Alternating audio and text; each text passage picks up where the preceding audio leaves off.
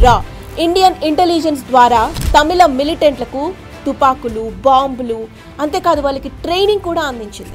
తమిళనాడు సరిహద్దుల్లో ట్రైనింగ్ క్యాంపులు కూడా ఏర్పడ్డాయి. సో ఈ RAW రీసెర్చ్ అండ్ అనాలిసిస్ వింగ్ని ఎవరో ఇన్స్ట్రక్ట్ చేశారు. ఎవరైనా చెప్పాలి కదా వాళ్ళకి. అవును, వాళ్ళు వచ్చి ఒట్టి చేయరు కదా. They are the part of government of India. కానీ చాలా సీక్రెటివ్ ఆర్గనైజేషన్.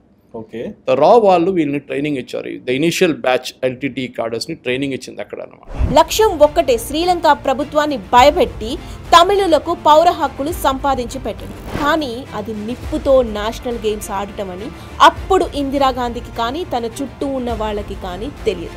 ఇందిరాగాంధీకి ఇలాంటి పనులు చేయటం కొత్తేమీ కాదు.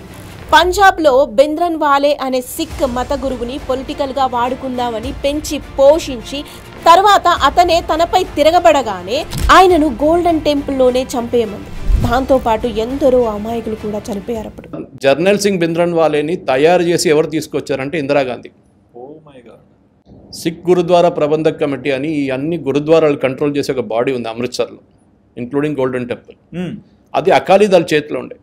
శిరోమణి అకాలీదళ అంటాం వాళ్ళని, ప్రకాష్ సింగ్ బాదల్ వాళ్ళ చేతిలో ఉండేది కంప్లీట్. వాళ్ళ పట్టు ఉండేది దాని మీద. ఆ పట్టు తగ్గించడానికి, ఎందుకంటే పొలిటికల్ పవర్, అది పొలిటికల్ పవర్ తగ్గించడానికి ఇంకొక మనిషిని ఆల్టర్నేట్గా తీసుకొచ్చినది జర్నల్ సింగ్ భింద్రన్వాలే. ఇందిరాగాంధీ గారు తయారు చేసి, ఇందిరాగాంధీ గారు ప్రిపేర్ చేసి ఫండ్ చేసి తీసుకొచ్చిన మనిషి.